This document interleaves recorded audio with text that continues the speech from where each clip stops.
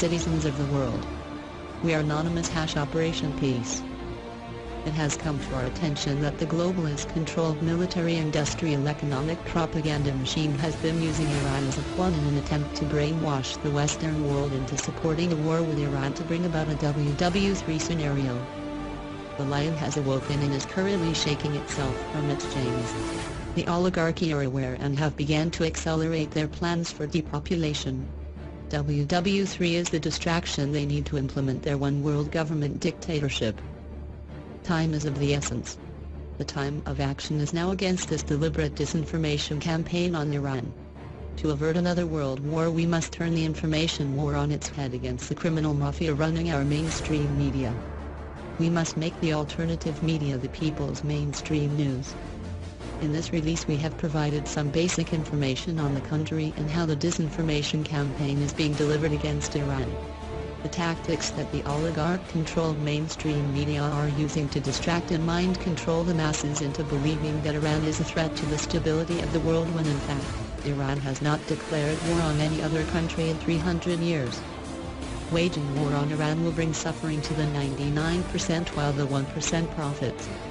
We must never allow history to repeat itself.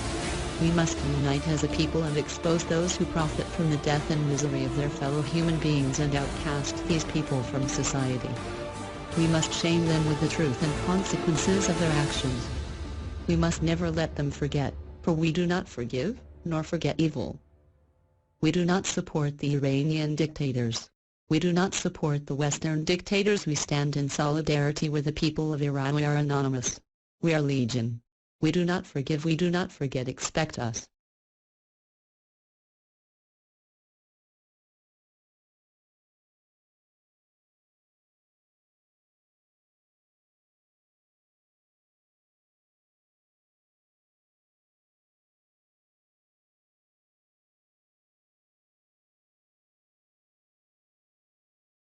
And I didn't personally go to China until 1961. Yeah. So my beginnings in China, except from hearing about the family, from the family about it, was later. And then you created the Trilateral Commission, in a sense, to develop relationships with Japan and the rest of the world. I felt very strongly that Japan had become a major power in the world and that we culturally had very few relations with them. It seemed to me that was a mistake. And so I tried first to persuade the Bilderberg group, which you've been to and know, yes, to include Japan.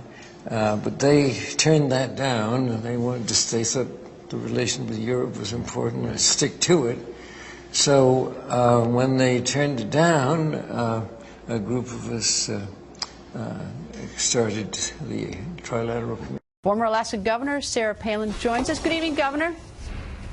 Hi, Greta. You know, you have to ask yourself, which one does he consider being a phony scandal? I think that this is atrocious, and it's not a coincidence that he and his spokesperson, that they're all using this term phony scandal. It's like Jonah Goldberg asked this morning, which one does he consider phony? Would it be Benghazi, where 200+ years of honorable military ethos was thrown out the window when we left our own behind to be slaughtered by radical Muslims? And, you know, does he consider it a phony scandal when we understand now that our government spies on us and then government lies to us? Which one does he consider specifically as a phony scandal? You know what I don't understand? I mean, look, I understand saying something off the cuff and choosing a bad word, and it happens to all of us, and then we regret and we get pounded by someone for saying it or writing it or whatever. But this was actually the fact that it was the press secretary saying it on one day when they're supposedly talking about an economic speech, when he's foreshadowing what the president's going to do, this big economic speech. And then the president does the same thing. And so it's obviously calculated. They got it together. But they must know that there are a lot of Americans who feel targeted by the IRS, or you've got Brian Terry's mother or Sean Smith's mother. Is why would they think that was okay or smart to do? Yeah, well, again, I say it is all coordinated. These aren't coincidences. The terms that they're using and the distractions and diversions that they're kind of shoving down our throats right now. And, you know, that's pretty sad. Greta, the bottom line is something's up. And what Obama is doing right now is trying to run out the clock for some reason. And they're orchestrating chaos. But as they're running out the clock, it's like the stall play in a basketball game. They're hogging the ball, and it's unproductive, and it's cowardly, and nothing good is going to come from this.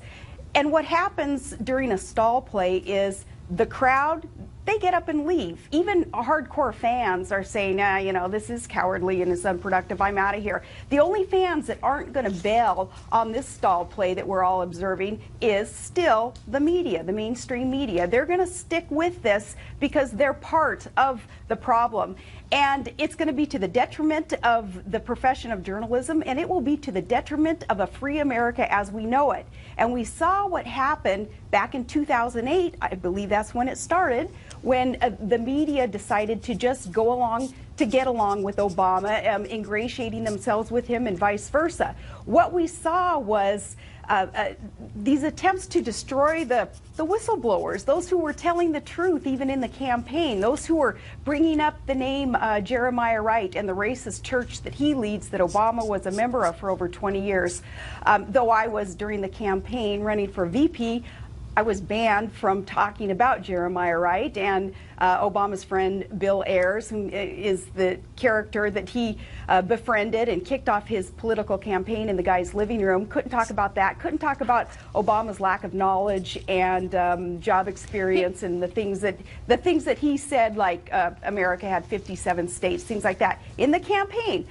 Greta, this is important for Americans to understand. I was not allowed to talk about things like that because those elitists, those who are the brainiacs in the GOP machine running John McCain's campaign at the time, said that the media would eat us alive if we brought up these things. So what did that get us, though? What that got us, this kind of complacency and a self-censoring of a campaign where we weren't allowed to tell the truth about who this candidate was, Barack Obama, what it got us was a list of these scandals. This is kind of the redneck version of one of those elitist tactics of Karl Rove, how he uses his whiteboard.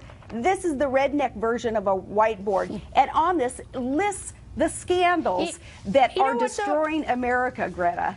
I'll tell you what I think is somewhat different as time goes on. Is I think that, you know, the credibility of the media, and I include, you know, myself in the media, that we're hovering around near Congress is, which is not very impressive. And I think that the American people have discovered search engines, and more have computers. And when they Google, and when they see that the president said in early May, for instance, that this tax thing was this tax targeting by the IRS was a very serious matter, and then they see that Lois Lerner takes the fifth, and now they see the president's making fun by saying it's phony, is the American people just aren't that stupid. You know, I don't think they're going to, I think at some point they're going to look at us in the media and think we're just a bunch of fools. We don't have any credibility anyway. No kidding, and they're going to rely on themselves, I would think, you know, because, you know, they're just not going to buy it. They fact check us.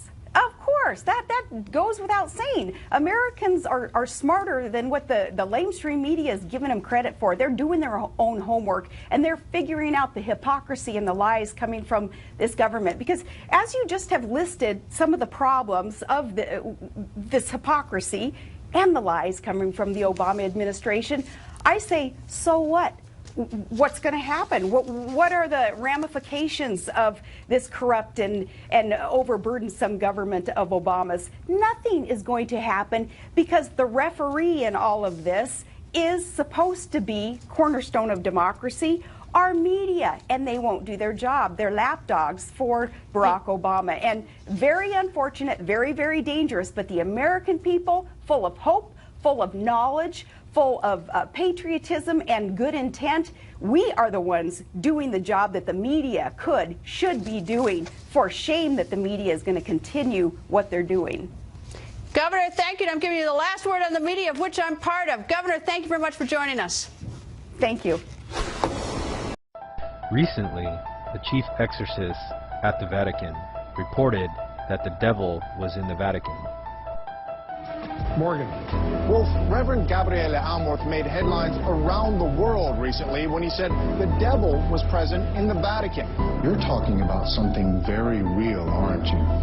Certo, realissima. Dico, se credete al Vangelo, credete all'esistenza del demonio. Absolutely, very real. As to the devil's presence in the Vatican, he says that's no surprise.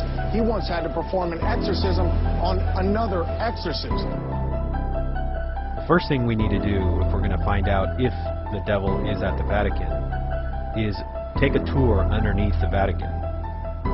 As we arrive underneath the Vatican, we see that it is laid out in a number of rooms marked by letters, as we could see in this aerial view map. Now we will be exploring some of the rooms in this map. Let's start off by looking in room C here. As we look into the room, we see that this is a mausoleum of Lucius Tullius Caesar.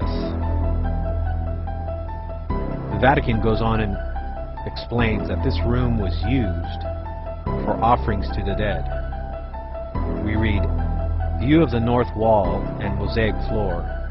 In the corners of the mosaic floor there are 8 marble squares with circular holes through which offerings to the dead were poured during the funeral rites carried out in the burial chamber." So here we have a room where offerings are done to the dead. That's pretty common in Catholicism. Now if we look in the next room, room E, so here in this room they have a vase which has the image of a Medusa. So here underneath the Vatican we have a Medusa. Again, we ask ourselves the question, this is a vase, yet it's kept underneath the Vatican. This could have easily been removed. If the Vatican was a holy church, you would think that they would have done this.